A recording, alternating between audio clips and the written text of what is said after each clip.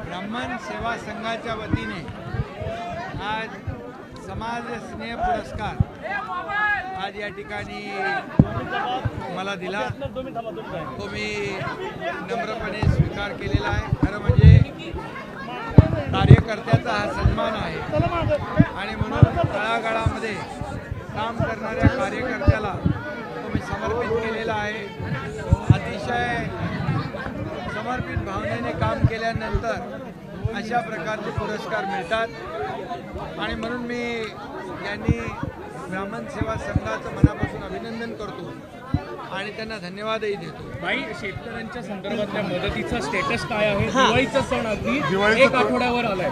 शेतकऱ्यांना वाऱ्यावर आमचं महायुती सरकार सोडणार नाही, शेतकऱ्यांची दिवाळी काळी होऊ देणार नाही हे मी सांगितलं होतं आणि तो शब्द आम्ही पाळलेला आहे।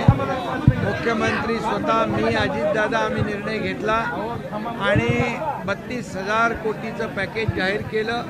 दिवाळीपूर्वी त्याच्यातले पैसे शेतकऱ्यांच्या खात्यामध्ये जातील आणि बिलकुल त्यामध्ये शेतकऱ्याला आम्ही वाऱ्यावर सोडणार नाही हा जो शब्द आम्ही दिलेला आहे तो शब्द आम्ही पाळलेला आहे। भाई दंगेकर तुमच्या सोबत आहेत, रवींद्र दंगेकर, त्यांना काही तुम्ही समज दिले का? कारण देवेंद्र फडणवीस म्हणाले होते की त्यांच्या बॉसला त्यांची कंप्लेंट करू। दंगेकरांची माझं बोलणं झालेलं आहे। दंगेकरांना मी सांगितलेलं आहे की महायुतीमध्ये दंगा नको, पण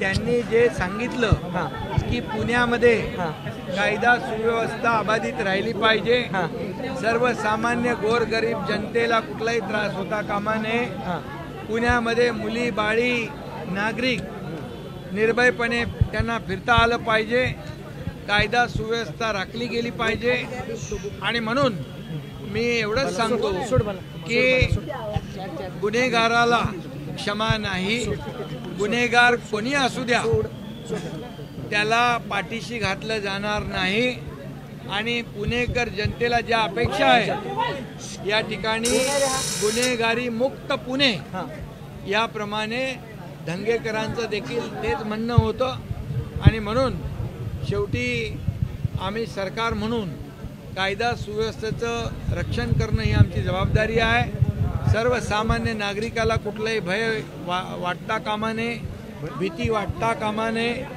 अशा प्रकारची अपेक्षा त्यांची आहे। म्हणून या ठिकाणी पोलीस आयुक्तांशी देखील माझी चर्चा झालेली आहे। कुठल्याही गुन्हेगाराला पाठीशी घातलं जाणार नाही, कुठल्याही गुन्हेगाराला माफ केलं जाणार नाही। शिपी जे आलेत अमितेश कुमार ते कुठेतरी कमी पडतात असं वाटतं का? आल्यानंतर त्यांनी एकदम डॅशिंग मध्ये या सगळ्या गुंडांची परेड काढली, मात्र आता कुठेतरी फेल ठरतायत ते। बिलकुल यामध्ये कायदा सुव्यवस्था राखण्याचं काम पोलीस करतायत। मुख्यमंत्र्यांकडे गृह खातं आहे आणि गृह विभाग पूर्णपणे सक्षमपणे या ठिकाणी जे गुंडागर्दी करतील, जे इथे बळाचा वापर करतील, लोकांना भयभीत करण्याचं काम करतील त्यांच्यावर कडक कारवाई केली जाईल, कोणालाही सोडलं जाणार नाही। अरे